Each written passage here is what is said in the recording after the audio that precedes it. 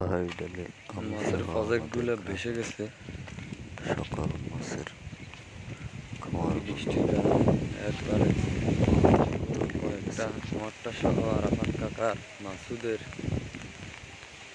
এই যে একবারে ভেসে গেছে গা সব পানির নিচে।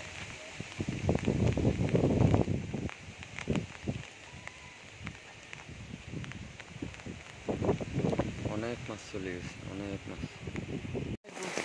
হ্যাঁ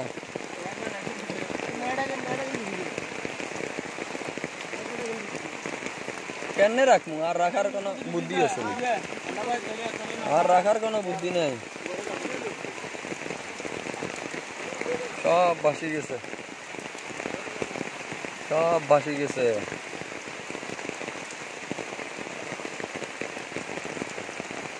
মাছ সব গেছে গা, সব মাছ চলে গেছে, কিছু করার নাই। স্কুলের মাঠ পানি।